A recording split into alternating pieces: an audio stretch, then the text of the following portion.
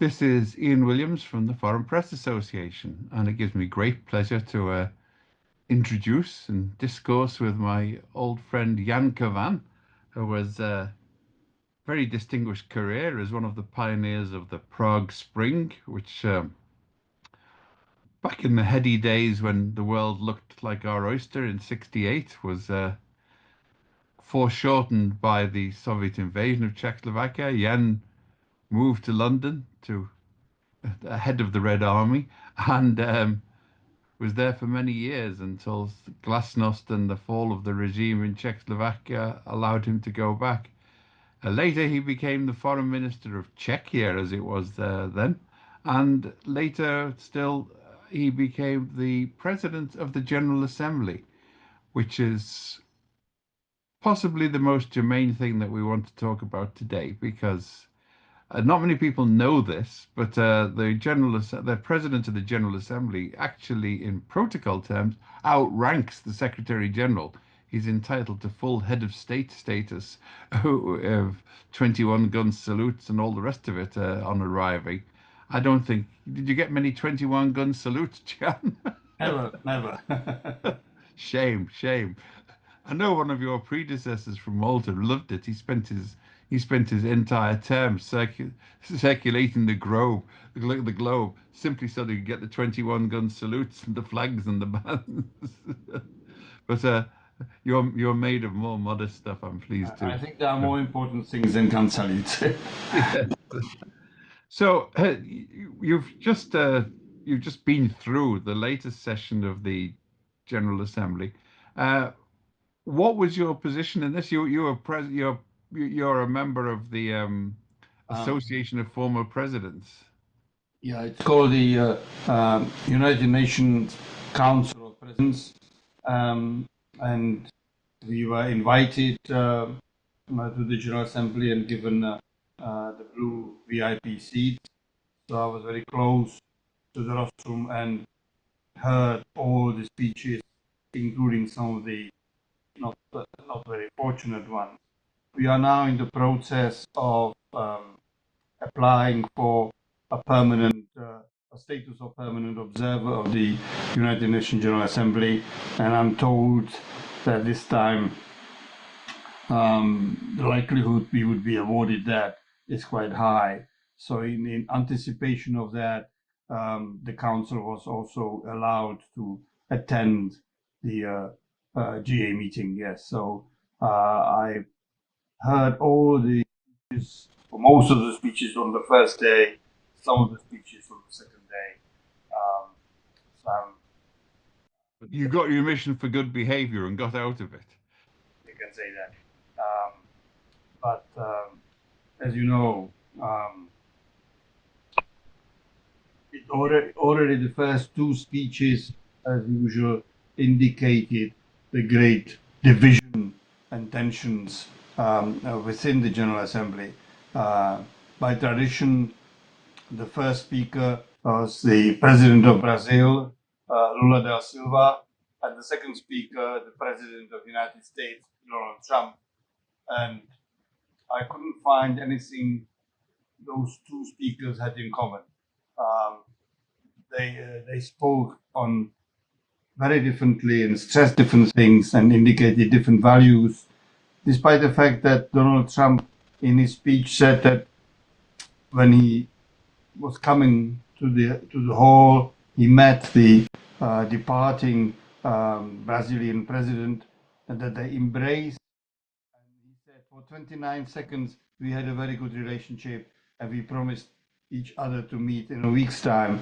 But somehow I doubt that during their meeting they would find very much in common. Just the contrary.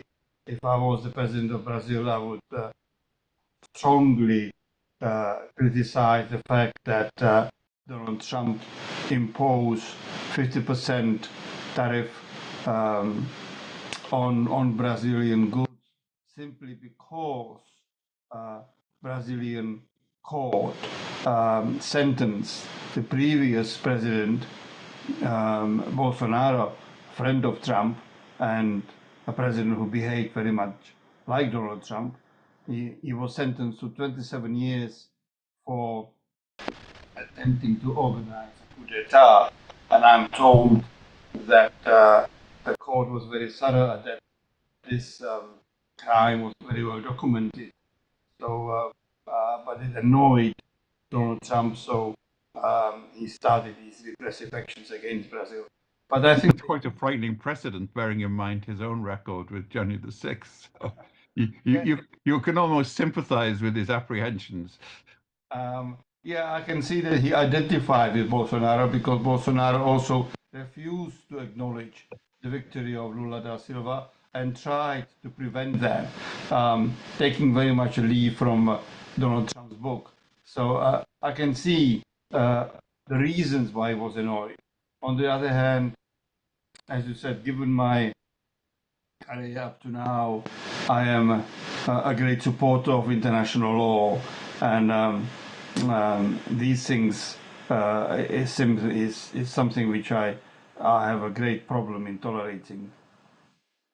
Well, now the big question with the General Assembly, as always, which Trump raised, is just how much control the membership has because of the vestigial veto left over from World War II, and the US has used, I should say, abused its veto shamelessly.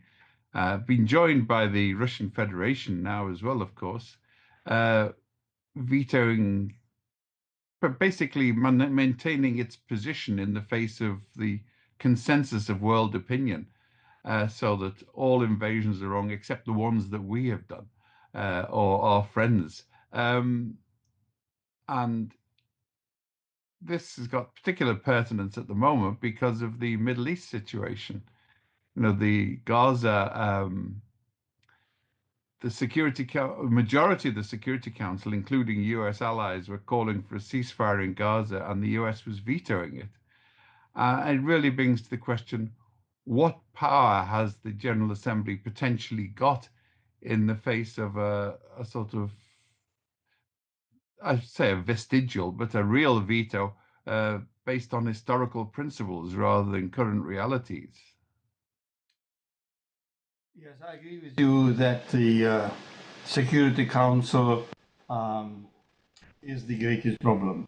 It really paralyzes the work of the General Assembly, and occasionally or frequently it makes the General Assembly of the United Nations fairly toothless and powerless in response to important peace and security issues, including wars, uh, hunger, starvation, and I would say recently genocide.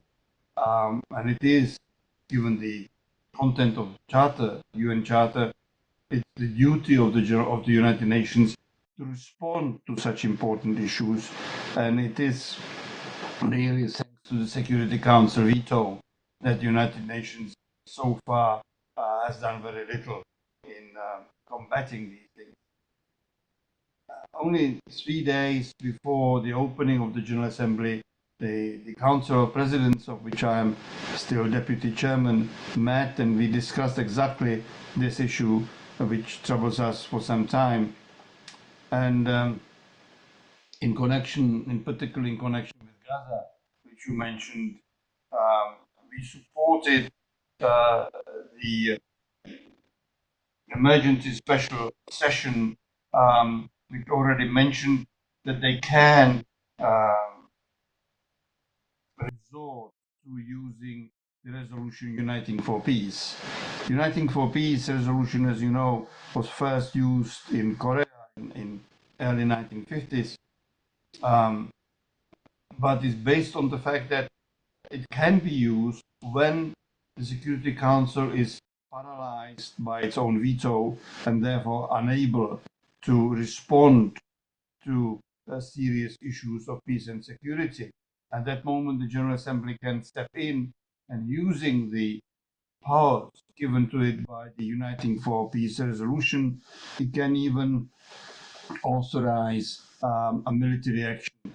I don't think that at the moment the will of the majority of the UN members would be directed in that way.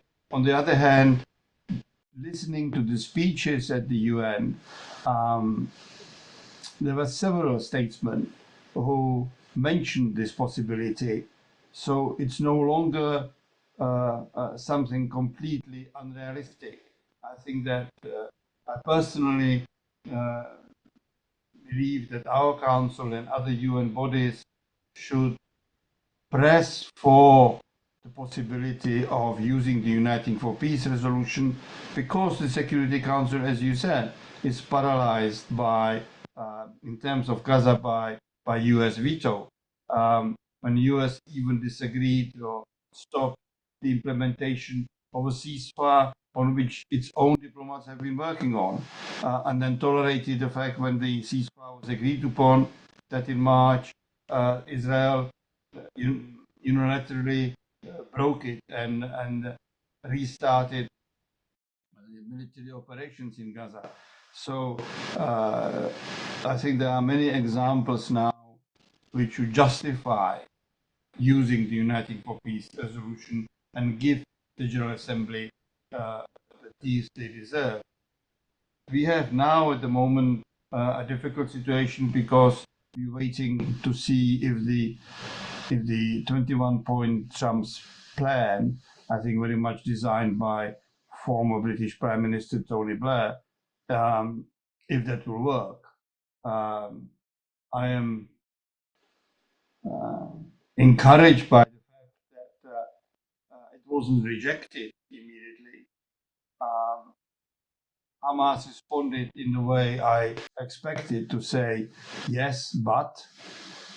Now it's important to see how the but will be actually discussed in details. And I'm skeptical, but I hope that some kind of a viable compromise will be reached. But this is the kind of situation where, generally speaking, I believe the Uniting for Peace resolution should be used if peace is not reached by negotiations and diplomacy, which is the way I would prefer. Perhaps we should recapitulate for those who don't follow the minutiae of the UN that the Uniting for Peace resolution was the American and British response to the Russian veto at the time of the Korean War. And they took advantage of the fact that the Soviet Union had stalked out in a huff from the Security Council, and the Allies managed to rush stuff through the Security Council in their absence. And when they came back, the resolutions had already been passed authorizing action against the North Korean invasion.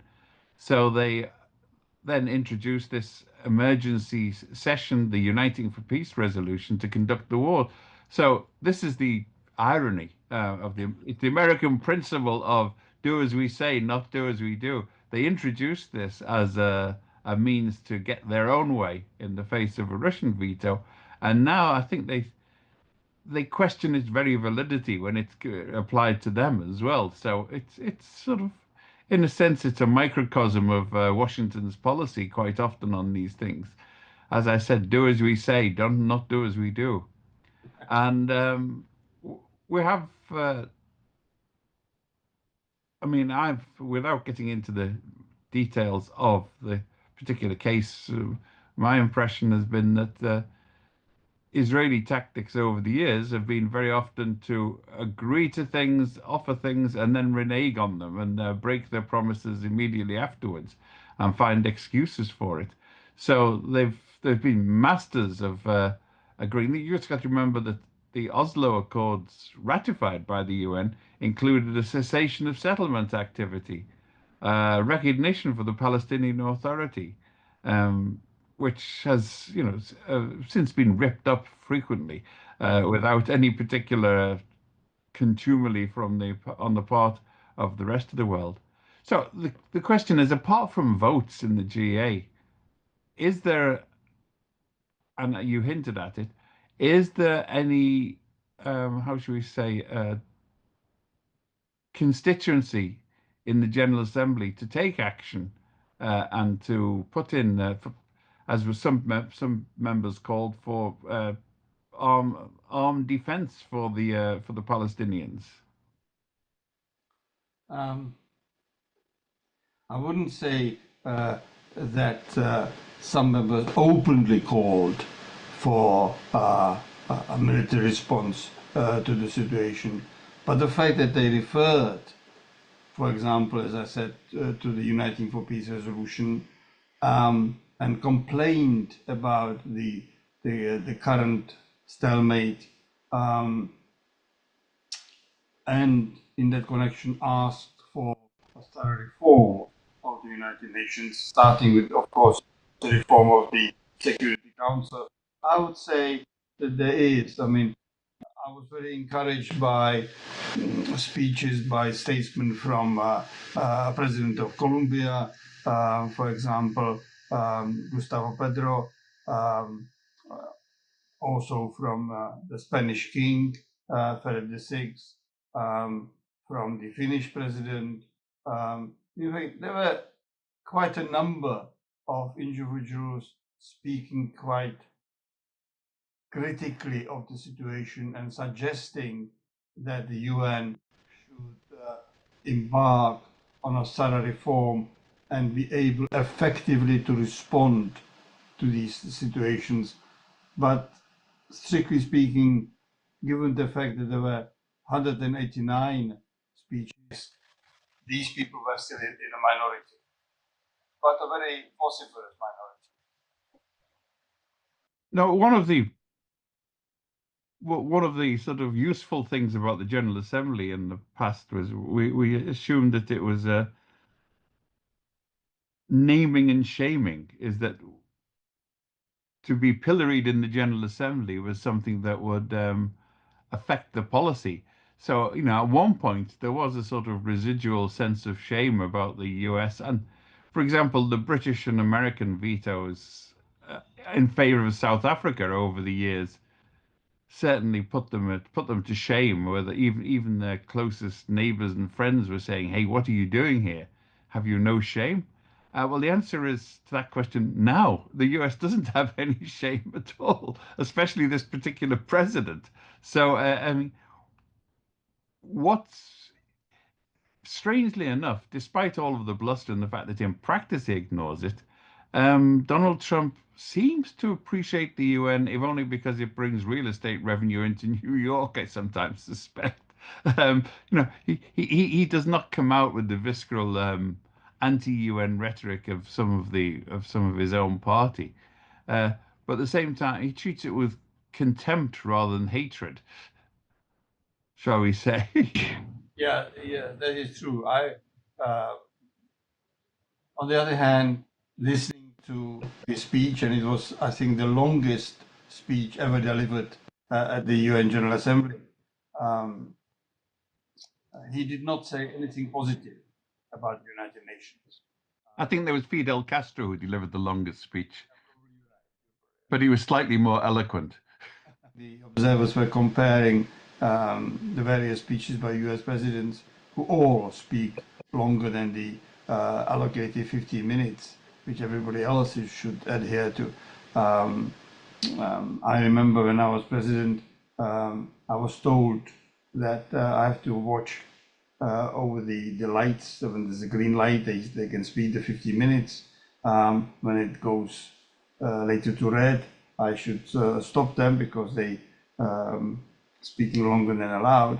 When President of the US, George W. Bush, was speaking, and it was clearly speaking long time while the red light was on, I moved towards the mic, but Kofi Annan sitting next to me stopped me and said, yes, the rule applies to everybody except US presidents. They can speak as long as they wish. So Donald Trump did speak longer than most US presidents before him. However, I do not remember anything positive he said about the UN, although his vicious criticism of the greatest criticism of the UN was slightly surprising. He started his speech by saying that the UN is guilty of the fact that when he arrived at the at the UN headquarters with his first lady. The escalator stopped, and the first lady almost fell. Fortunately, she's very strong, so she didn't.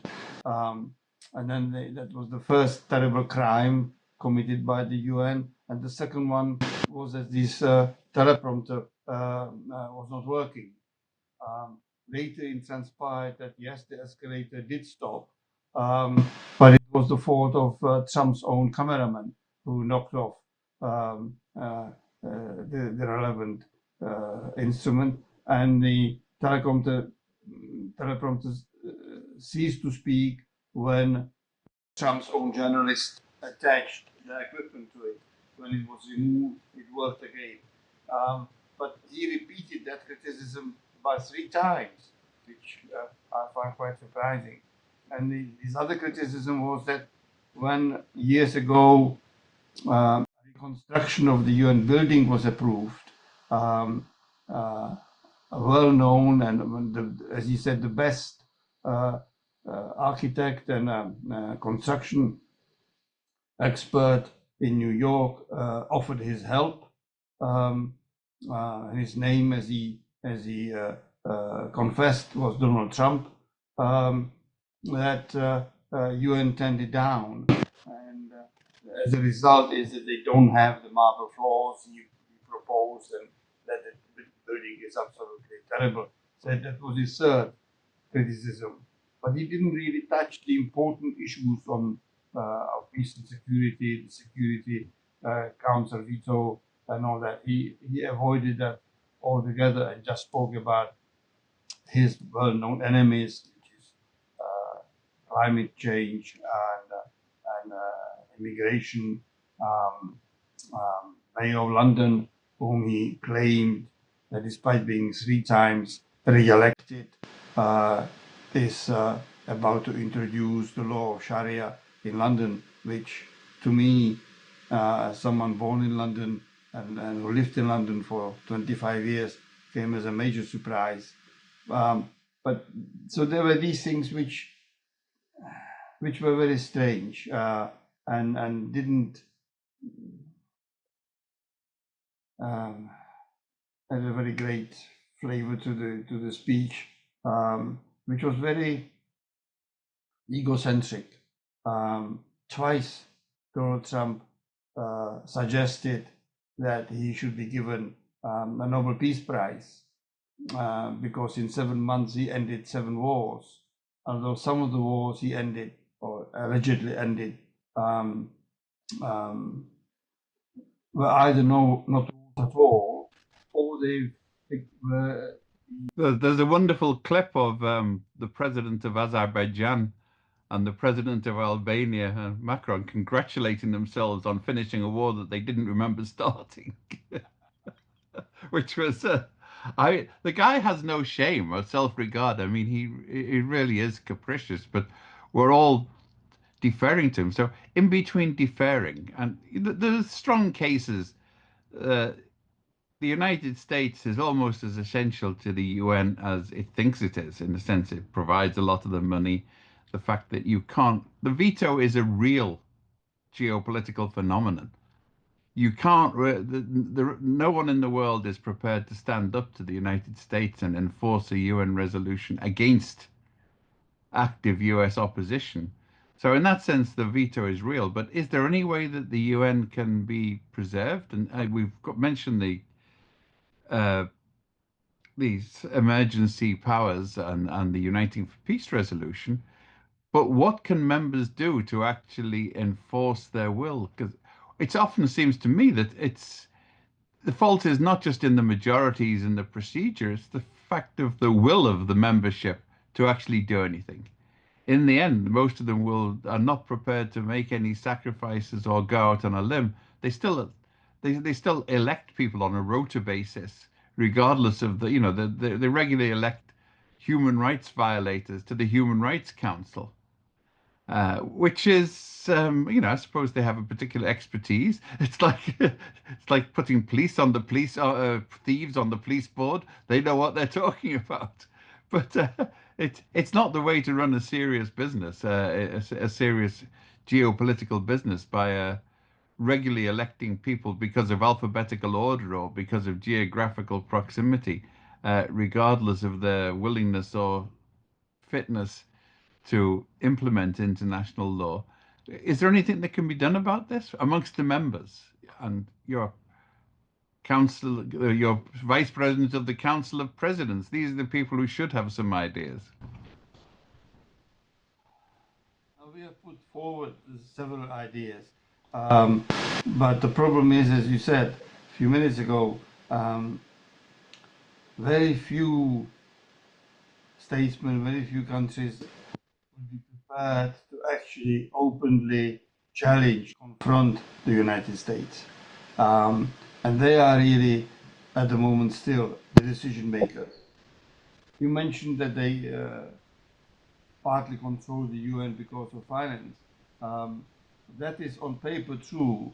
In reality, I was told that US has not paid its dues for about 2 years now. And in fact, the reform proposal which the current General Secretary, Mr. Guterres, put forward is basically cost-cutting exercise, responding to the fact that because of the US, that's the UN is now short of money. But that's not really a reform, the kind of reform we are talking about. It's basically, as I said, cost-cutting exercise, which would result in some people losing their jobs, etc., but not in any way making UN much more effective. But Trump isn't unique in this because previous U.S. presidents, even ones that have been overtly more friendly towards the organization, it was Congress that was doing it, and Congress, on behalf of Israel, quite often would withhold dues until the very last moment. I mean, I remember in my early days reporting on the UN, the US mission would rush the Czech across sort of just before midnight so that they would maintain their vote in the following year. I think it was they lost their vote if they didn't pay for 2 years, so they paid it on the very last day just in case.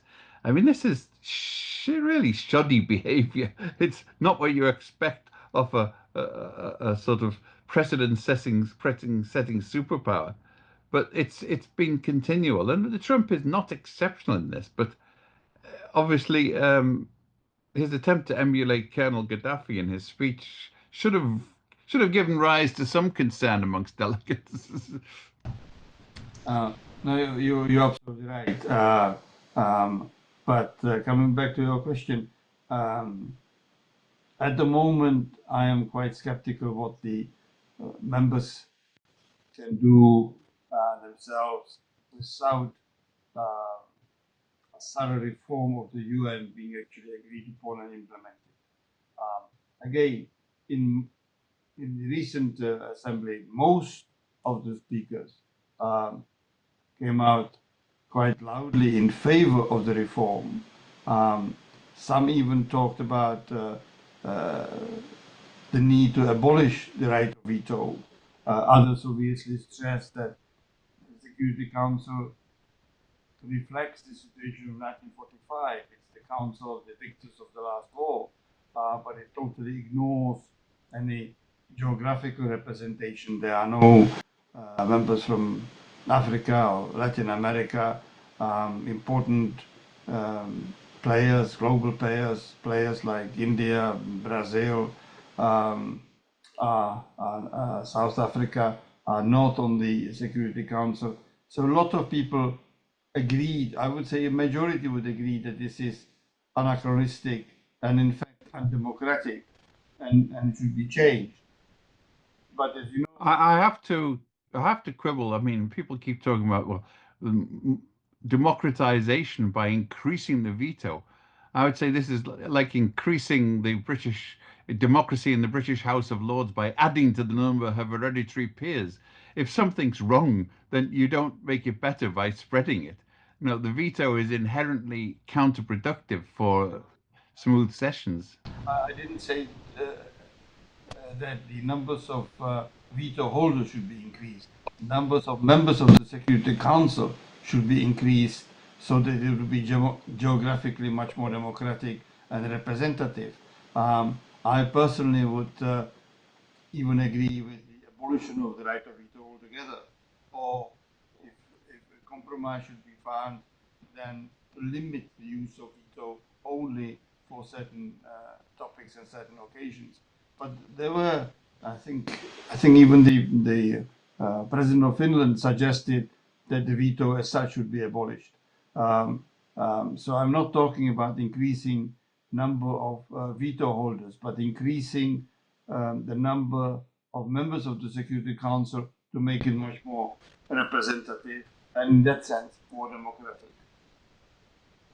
Of course, the major problem in this is that the veto holders have a veto against any changes. So, I mean, we really have a catch-22 situation where no matter what you do, you can protest about the veto. None of them show any signs of giving it up, although, to be fair, the British and the French have the decency to admit that in the real world they don't have a veto, so they tend not to wield it very much. And but the Russians, of course, it's their vestigial sign of great powerness, so they fling the veto around regardless, as much as they did in the good old days of Khrushchev banging on the podium with his shoe. It's Niet was a sort of it was most the Russian that most people knew, as he vetoed resolution after resolution. But now it's what how could that be reconciled? Because the veto is the price that is paid to keep the great powers behind the UN. That was the initial compact in 1945. Uh, how can how can it be resolved in a way that preserves any authority for the UN? Or should the UN just decide that we ignore the vetoes and carry on all of the other stuff and abandon the the security and peacekeeping role because it's vestigial without US approval? Um, on one hand, I agree that the most important role of the UN um, is to keep peace and security, and as it says in the Charter, prevent the future generations from the scourge of war. On the other hand, this is the field where the UN fails most frequently, precisely because of the Security Council's veto. Um, so one possibility is to really concentrate on the work of the specialized UN agencies, WHO, UNCTAD, UNRWA, all the others, UNESCO, all the others, who are actually doing, from my point of view, a very good job in at least saving lives of millions of people, supplying them with food, helping to reconstruct countries after military confrontations, etc., etc. There, I think these agencies do a great job. When they are very successful, like UNRWA in Palestine, then of course the United States and Israel closes them down or try to do so. On the other hand, as I said, there are many agencies who do extremely good work. So I wouldn't throw the baby out of the water. I mean, because to criticize the UN is correct, and I do so personally often, but one should also acknowledge that there are parts of the UN which do a very good job indeed. But as you said, the problem is the veto, and any reform which would abolish the veto or restrict its use will be vetoed by the veto holders. That is true. In particular, the Russians and the Americans. I agree with you that the French and the British didn't use the veto very much, and China is using it primarily when it concerns Taiwan.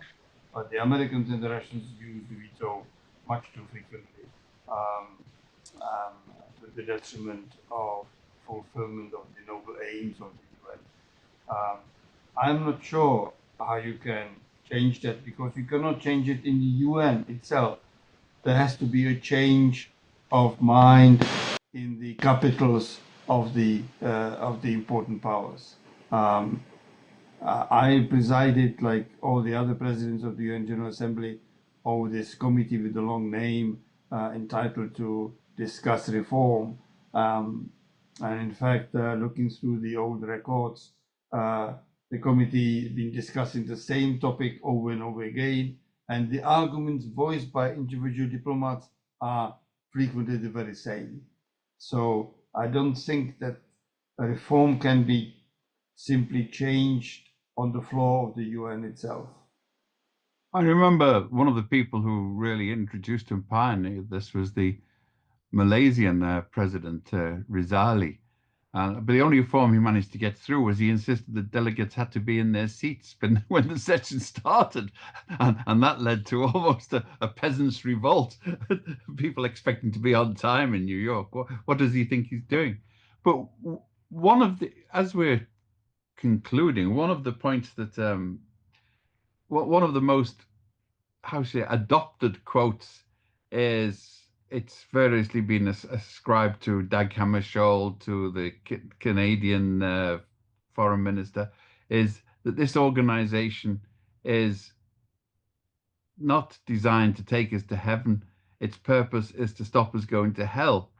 And what we have at the moment, it seems to me, and it's an aspect, is this organization seems to be condemning us to purgatory, where we never go to either.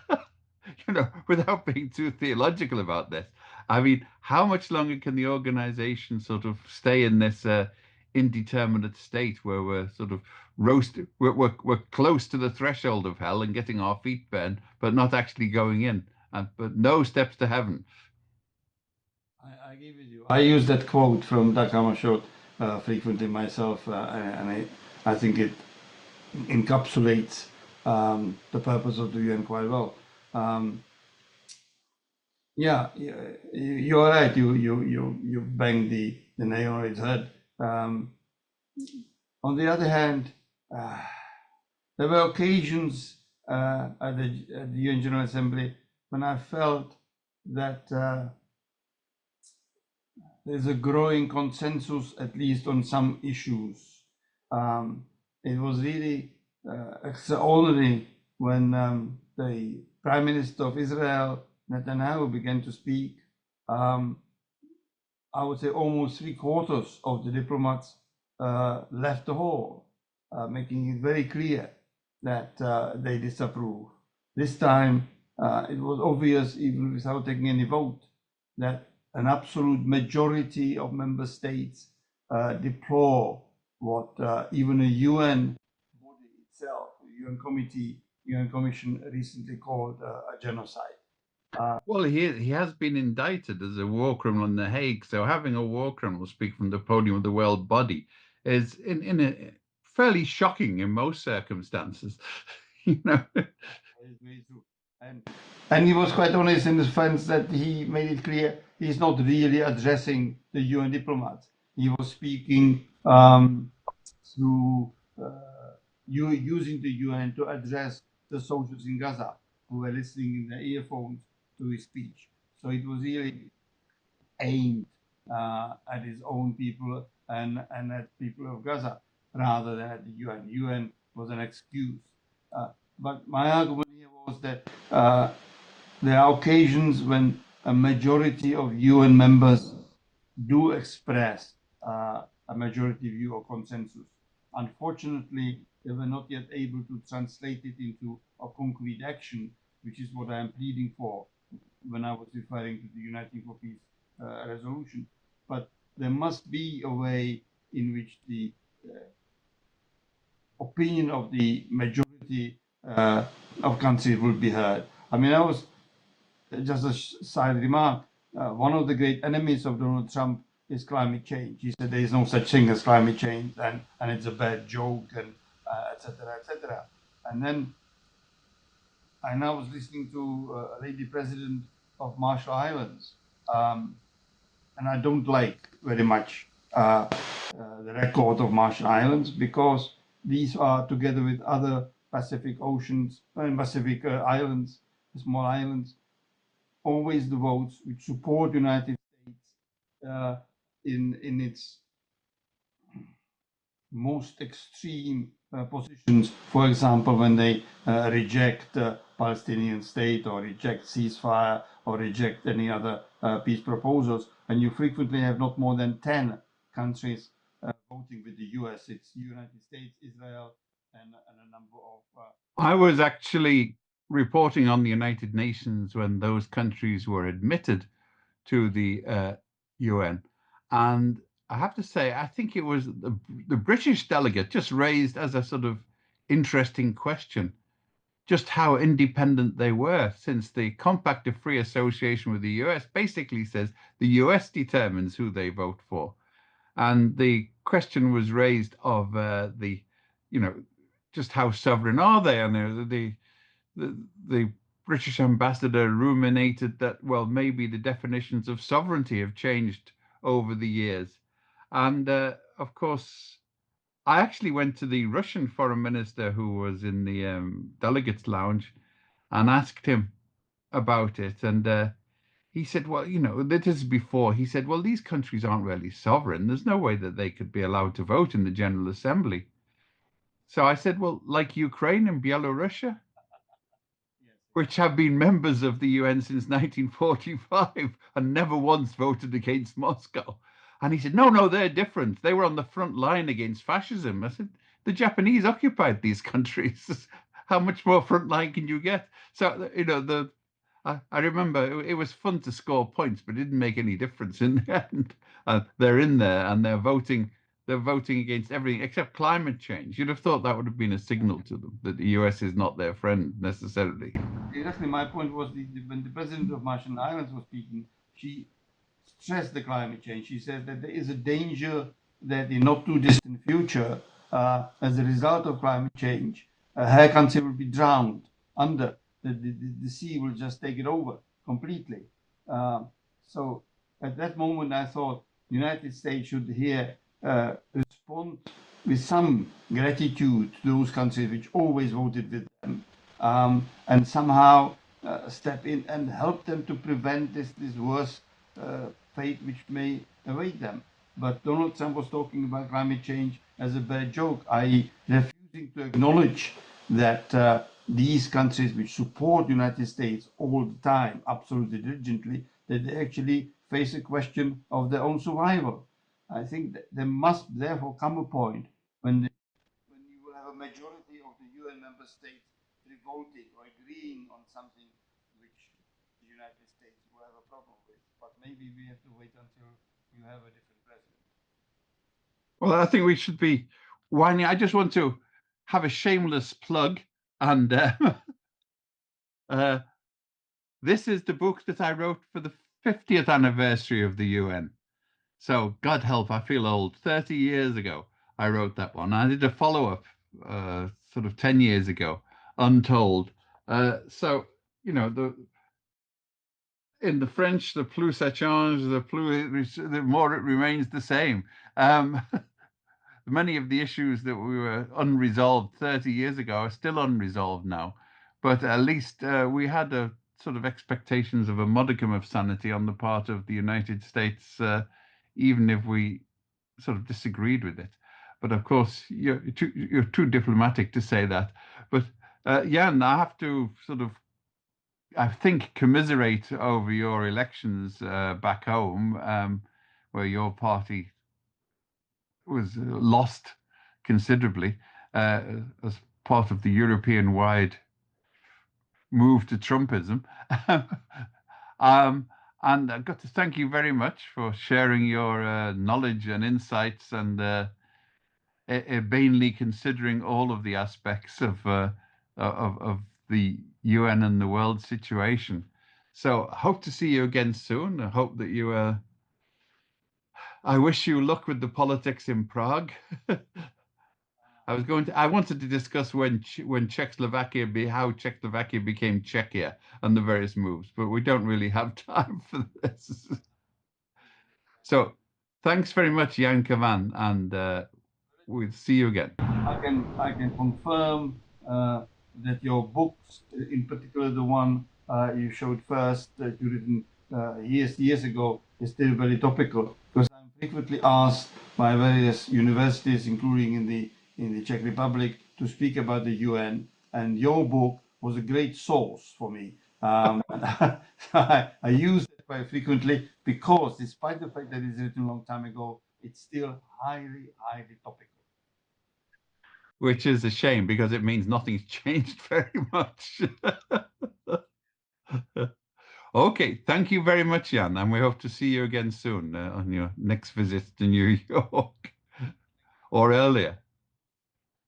This is the Foreign Press Association in New York, and I'm Ian Williams, the president of the Foreign Press Association in New York, and I've been speaking to Jan Kavan, former foreign minister of the Czech Republic, and then later president of the UN General Assembly. Distinguished record internationally and multilaterally. So thank you, Jan.